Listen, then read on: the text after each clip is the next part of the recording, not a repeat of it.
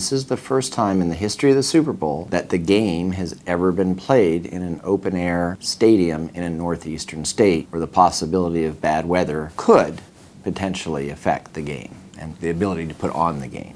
We created a great product around the big game that's coming to New York in February, the end of January, at MetLife Stadium. And we designed this product, which is cancellation of event of the game for any reason beyond a policyholder's control. The Farmer's Almanac says this is going to be one of the worst winters ever. They've actually come out and said during the week of the game, it is predicted to have very heavy snow. The coverage, the way we originally designed it, only covered the cancellation of the game in its entirety, or if they move the Super Bowl outside of the New York City metropolitan area. We've broadened the policy to cover that the game doesn't have to cancel, but if it snows 2 feet or more within the week prior to the game, you'll be able to collect under the policy. A foot of snow probably wouldn't create that much of a problem. If it gets 2 feet of snow, of course the game will go on, but it's enough to make traffic stop, so to speak, to stop people from getting into New York City, to go to all the events around the big game that are happening for the whole week before. New York is closing down Times Square between, I believe it's 39th Street and 48th Street to have a big Super Bowl experience, and all the bars and restaurants in the environs of Times Square all could be affected. I'm running a sports bar or a wonderful restaurant 2 blocks from Times Square, and I'm going to have tons of tourists coming to Times Square for a week before the big game. And then we get 2 feet of snow. Well, they're in a hotel out in New Jersey, and they can't get into New York because everybody's jammed up. So the restaurant basically is empty. The odds of weather canceling the Super Bowl are extreme. New York has taken incredible steps to make sure they'll be able to remove all the snow. But everybody was concerned not because of the weather, but because it's an open stadium. So if this was a closed stadium or one with a retractable roof, people wouldn't be so concerned. Yes, they would be concerned about snow removal and other things like that, but it's the fact that it's outside and you can't stop the weather from coming in. Now, what happens if it gets to be 20 below zero?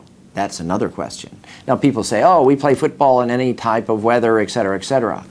What if it were to get so cold that they would actually fear that it was dangerous for people to be out for an extended period of time and say, you know what, we think people sitting in stands could get frostbite. We are going to move the game or cancel the game and have it a week later in a closed stadium. One time I know this happened was during the Reagan administration. They were going to have a parade, an inaugural parade, and it was so cold in Washington, the Surgeon General canceled the parade because they were afraid of everyone sitting in the stands waiting for the bands to go by, they would get frostbite, and the parade was canceled. We don't like to talk about it, but New York is still a terrorist target, not even for terrorists, just for people to make a statement. There are still underwriters across the globe that rate certain policies higher for different cities, different zip codes for terrorism. So this isn't something we can just ignore, because the insurance industry doesn't ignore that. Recently, there have been a host of events that have had problems and had to cancel. There was a big food festival in Brooklyn that had huge days of rain. They had to cancel a day. There was a huge music concert where the city pulled the permits because of some deaths. That lost a day or so of their event, and they had a claim. The Austin City Limits Festival had tremendous amount of rain. The New York City Marathon was canceled. The Boston Marathon was interrupted. The lights went out at the Super Bowl last year.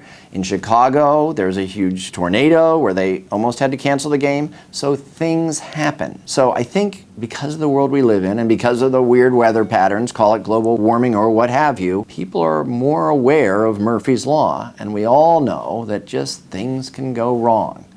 And that's what this policy was designed around, that if the you-know-what hits the fan, there is some kind of protection there. Someone said to me, but you're a horrible New Yorker, you want the game to cancel. I don't want the game to cancel, and I'm sure it's probably not going to cancel. But my job is to create insurance products so that people can protect their revenue or their expenses if something goes wrong. It's New York, and weird things happen in New York. Unfortunately, we can't deny that.